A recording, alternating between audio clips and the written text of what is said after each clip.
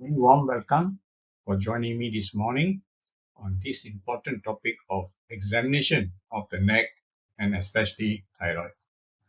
Okay, this is examination of neck is a very important subject for final year students in their undergraduate exams. So it is very important that you become very familiar with the various steps or stages of examination of the neck and the thyroid. Okay, so with advanced knowledge and practice, I think you should be able to become uh, good at examination of the thyroid. Huh? So when you go for exam with this knowledge and experience, I think you should be able to be confident enough to demonstrate how you will examine the neck and thyroid to the examiner. Okay, remember, the more you examine your patient, the better and more experience you are and your skills of examination becomes better. Okay, so remember, continue examining your patient more so that you will be better equipped to demonstrate your skills to the examiner when the exam comes. First, before you proceed with the examination, it's very important to take a good history. And this involves the swelling, history of the swelling, and whether it's localized or diffuse, the onset, acute or chronic, whether it is associated in pain, then progression, whether it is progresses fast or is progressive in size and symptoms. Then the other important one is pressure symptoms due to the size of the lump in the neck, and this includes hoarseness of voice due to recurrent laryngeal nerve involvement, dysphagia due to pressure on the esophagus, stridor or breathless, which is due to pressure on the trachea. The next to look for is altered function of the thyroid, whether it is hyper or hypofunction. Okay, we have the good careful history to assess the hyper or hyperthyroid functions are encountered in that patient. Then looking for metastasis in the cervical lymph nodes is the most important. The 6 or 7 groups of lymph nodes in the neck must be carefully examined and look for evidence of metastasis. And lastly is the constitutional symptoms associated with this: malaise, fever, loss of weight, and generalized feeling of unwellness. Having taken a good history from the patient, next we proceed on with examination, which consists of a number of steps. First is your introduction and greeting of the patient and the proper positioning of the patient. The best position to examine is the patient sitting on a chair. So the thyroid or neck is examined from the front, inspection and palpation, and watching the movements of the mass on swallowing and protrusion of the tongue. After that, you inspect the neck from the side, and finally the palpation is done from the back with the patient sitting on a chair. The lump is palpated clearly, carefully to determine the shape, size, site, tenderness, movement, and whether it is mobile or otherwise. The next thing to examine from the back is the thorough examination of the lymph nodes of the neck. The 7 groups of lymph nodes from the neck, which I shall highlight in a short while. Then very important is, if it is a large goiter, it is very important to look for retrosternal extension by percussion below the clavicle on the affected side. Auscultation is very important to determine whether there is a breathe that is heard. The other one is hyper and hyperfunction. Signs of hyperthyroidism and hypothyroidism are very important. The right number of symptoms and signs which can be detected on these patients. And lastly will be your special test, which I shall mention in a short while. Then you look for the signs on examination, especially the most important sign is a lump in the neck, and the most common of this is from the thyroid, which moves on swallowing, and it is the lump must be carefully examined by palpation to see whether it's a solitary or multinodular goiter, whether it is a diffuse swelling or nodular swelling. The location, consistency, movement, whether it is solid or cystic, whether it's fluctuant, and also the actual size of the swelling. Tenderness is another important sign to look for. So are the special tests or examinations, checking for the position of the trachea to see whether there's any tracheal deviation, retrosternal extension, which I mentioned just now, and evidence of hyper or hypothyroidism, and the presence of cervical lymph nodes if enlarged, to determine which group of lymph nodes are enlarged. Okay, the examination of the neck is done with the various positions. First is the greetings of the patient, and ideally the patient is sitting on a chair, and then you continue the various parts of the examination. And the first one is from the front, where you inspect for lumps, size, shape, movements on swallowing, and tongue protrusion. Then go ahead and do the Priscillo and Pemberton signs, looking for skin changes, and also continue with palpation for tenderness. The next part is the examination from the back, okay, where patient is sitting on a chair. Here you palpate for the details of the lumps, retrosternal extension, and movements during swallowing and tongue protrusion. Palpate for cervical lymph nodes, especially the deep cervical lymph nodes. Describe and palpate them in detail. Look for the carotid pulse, the Berry sign, and tracheal compression with the Cocker sign. Also auscultate the lump for fluid thrill or bruit.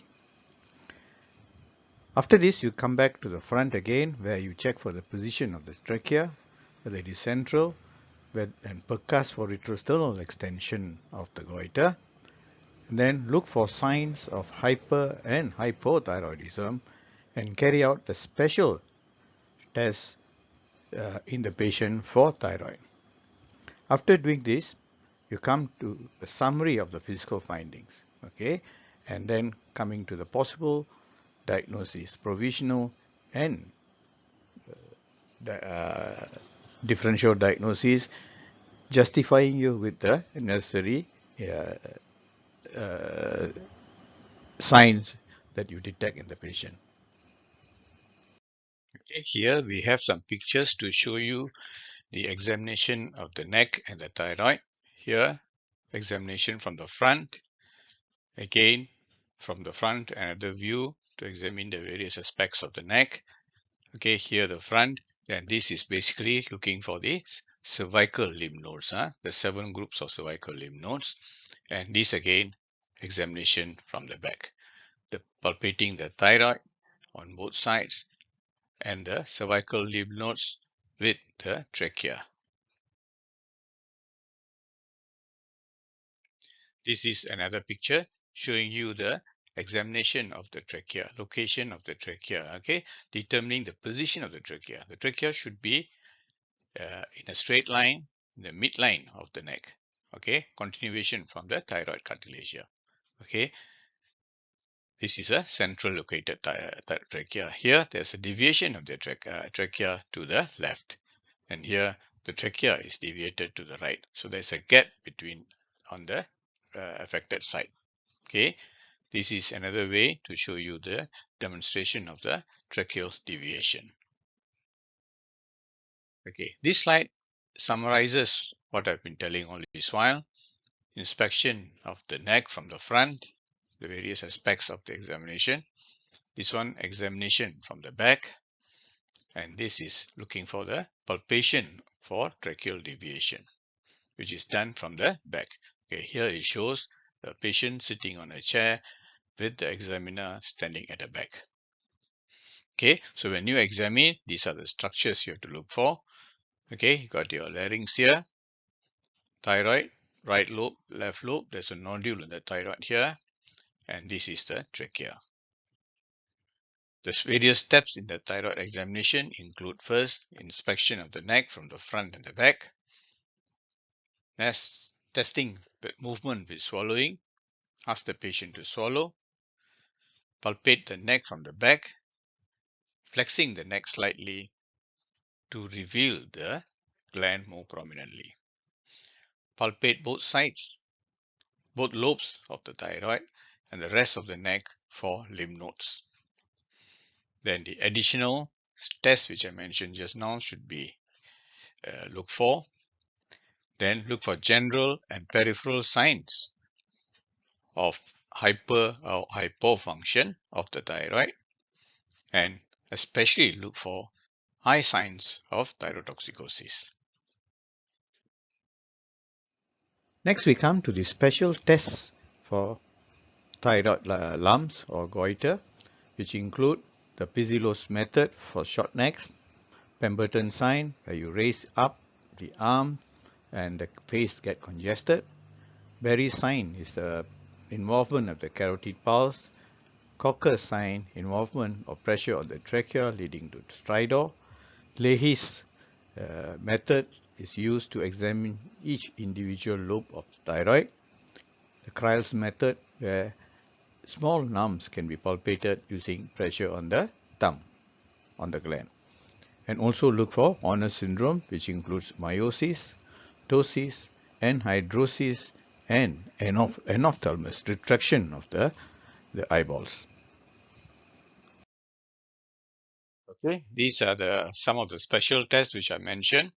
Pemberton sign, where the patient is asked to elevate both their hands above the head, and if there's a retrosternal goiter, it causes compression on the thoracic veins, great veins at the thoracic inlet, causing venous congestion and redness of the face and head. Here is a Pizzilos method, where the patient uses his hands to extend the neck, and the hands used to rest the head as the neck is extended to make the gland more obvious. And this is very important for patients with very short neck. This is the Kryle's method, where pressure is applied onto the individual lobes to look for, to detect small nodules in the lobe.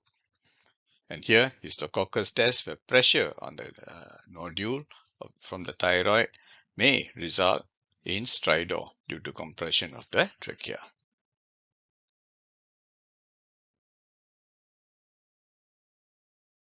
This slide shows you the functional disorders of the thyroid gland.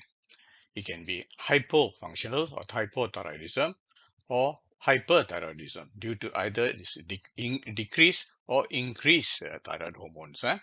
And here in hypothyroidism, all the body functions are decreased due to decreased thyroid hormones. Whereas in hyperthyroidism, all the body functions are increased due to increased levels of thyroid hormones. Okay, here I've listed the complete list of signs and symptoms of hypo and hyperthyroidism. And the 10 most signs and symptoms of hypothyroidism are here: goiter, bradycardia, cold intolerance, weight gain, dry skin, puffiness, constipation, irregular periods, especially decreased periods, sleep, patient like to sleep more often, and hypercholesterolemia.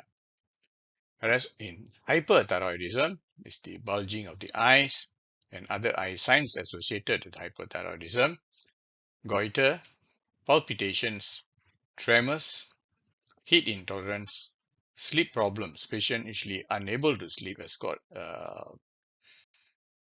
unable to sleep, diarrhea, menorrhagia or increased menses, excessive sweating, and patient is very anxious. For those who like to use mnemonics to remember the signs and symptoms. Here are the mnemonics for the signs and symptoms of hypothyroidism. Okay, the mnemonics will be the thyroidism. T for tremor, H for heart rate, Y for yawning or fatigue, R for restlessness, O for oligomenorrhea, I for intolerance to heat, D for diarrhea, I for irritability, S for sweating, and M for muscle wasting. Okay, coming to examination of the lymph nodes, very important. I said 7 groups of lymph nodes. Here you see 1A and 1B, submental and submandibular. Then you got your 2A, 2B, then you 3, 4, 5, 5A and 5B, and 6. For the thyroid, the most important is your level 6 or anterior group of lymph nodes. Okay, and this can be shown again in this view here. You have got your posterior lymph nodes here, posterior triangle of the neck, parotid, submandibular, deep cervical lymph, superior deep cervical lymph nodes, inferior deep cervical lymph nodes, and deep to this stenomastoid will be the middle group deep cervical lymph nodes, which are very important. Okay, this is the anterior view of the deep cervical lymph nodes. Level 1, submental and submandibular. Level 2 is the upper jugular lymph nodes, or the upper level 2 will be the upper or superior deep cervical lymph nodes. Level 3 will be the middle deep cervical lymph nodes, and level 4 will be the lower, level 4 here, the lower deep cervical lymph nodes, superior, middle, and lower. And level 5 will be the posterior triangle lymph nodes. Level 6 is the visceral or the anterior group of lymph nodes here in the same compartment as the thyroid. And level 7 is the superior mediastinal lymph nodes, which is below the clavicle. Okay, what are the common causes of cervical lumps? Can be thyroid, 2 large groups, thyroid and non-thyroid. More common will be the thyroid lumps, which consist of adenoma, cysts, multinodular goiter, or diffuse goiter. Thyroiditis, various forms of thyroiditis. Malignancy, papillary, follicular, medullary, and anaplastic. And lymphomas, either primary or secondary involvement of the lymph nodes. Non-thyroid origin will be cervical lymph nodes, which I told you, the 7 groups of lymph nodes, lipoma and sebaceous cysts, congenital conditions such as thyroglossal cysts, cystic hygroma and branchial cysts, and last but not least, metastatic deposits from elsewhere, especially from the abdomen, from the lung, and almost every other site may end up secondaries in the cervical region. Okay, we have just seen the various aspects of examination of the neck and thyroid in patients. Next, I'll show you two short videos. The first one on to summarize clinical examination of the normal version, and the second one is the OSC examination technique for examination of the neck and thyroid. Thyroid examination. Examination of the thyroid gland starts with inspection. In doing so, it's important to consider the gland's anatomy and its surrounding structures. The thyroid cartilage is a helpful landmark, since the thyroid can be palpated bilaterally below it. In healthy individuals, the thyroid only weighs around 18 to 25 grams and should not be visible. An enlarged thyroid, otherwise known as goiter, is considered class 2 if macroscopically visible. When the head is reclined, thyroid enlargement can be seen even earlier. Palpation is usually performed from behind, although anterior palpation is also feasible. The gland is often only detectable upon palpation if a pathology is present, such as nodules, enlargement, or an altered consistency. You should also note any tenderness to touch, as seen in inflammatory changes such as a viral infection. To assess the mobility of the thyroid gland, ask the patient to swallow and offer a glass of water if necessary. If thyroid perfusion is increased, like in Graves' disease, examination may reveal an auscultable bruit and a palpable thrill.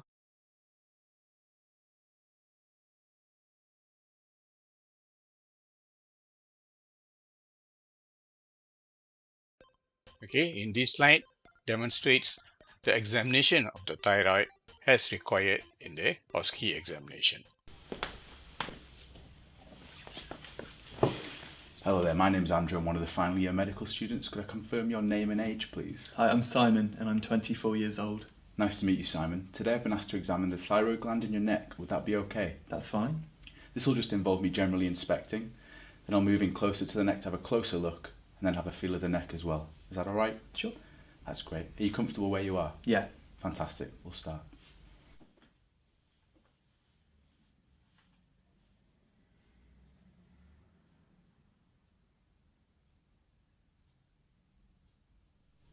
Simon, if you could just bring your arms out in front of you like this and splay your fingers. Fantastic. I'm just going to lay a piece of paper on the hands.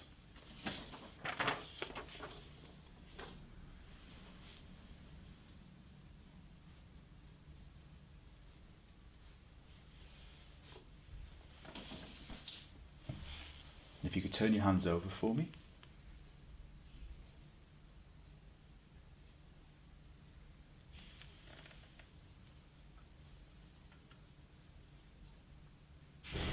Finally, I'm going to feel your pulse.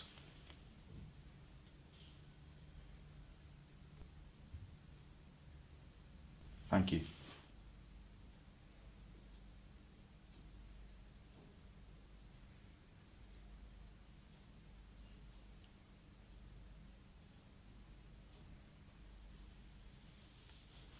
I'm now going to look more closely at your eyes. If you could just pick a point on the wall behind me. And now I'm just going to look from the side.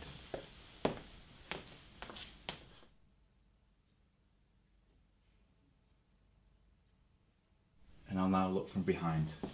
If you could just look slightly up for me, Simon.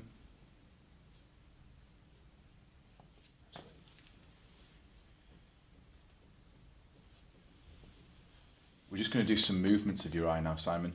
So if you could just follow my finger, do let me know if you have any pain or double vision.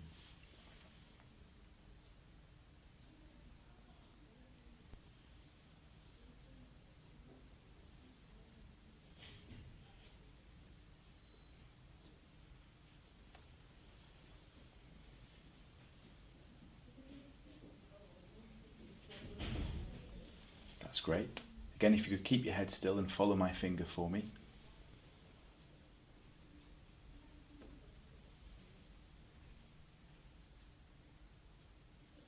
Thank you. I'm just going to more closely inspect your neck now. If you just stay as you are.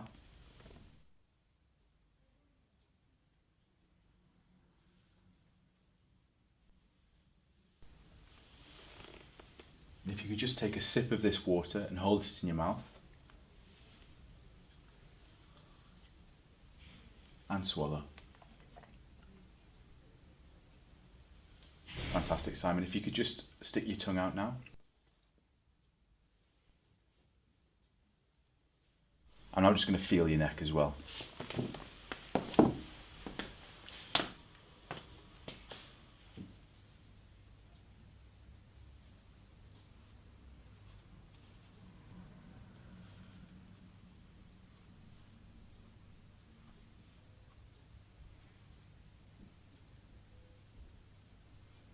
If you could just stick your tongue out for me, Simon.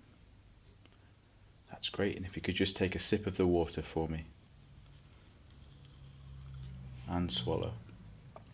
I'm just going to feel the glands in your neck.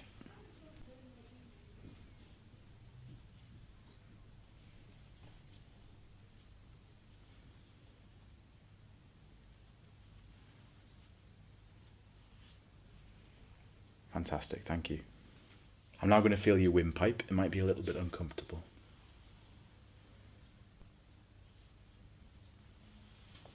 I'm now going to tap on your chest. And finally, I'm going to listen. If you could just take a deep breath and hold your breath there.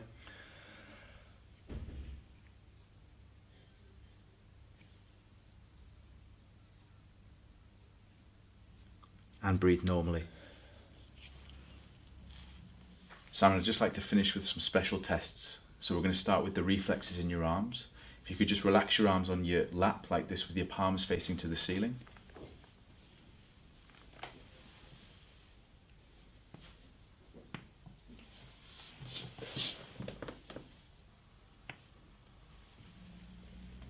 Fantastic.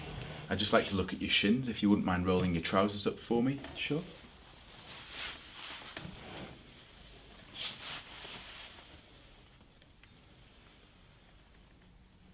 Fantastic. And finally, if you could stand up, but first I'd like you to cross your arms for me.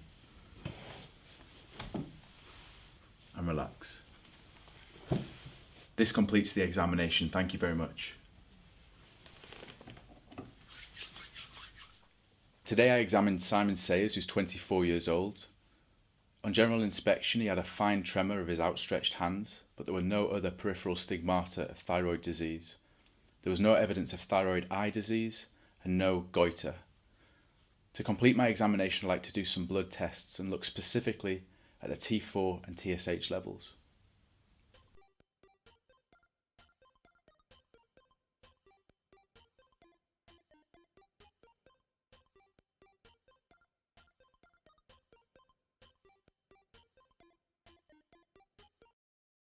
Thank you very much for joining me for this ultra short session on neck swellings, especially thyroid swellings.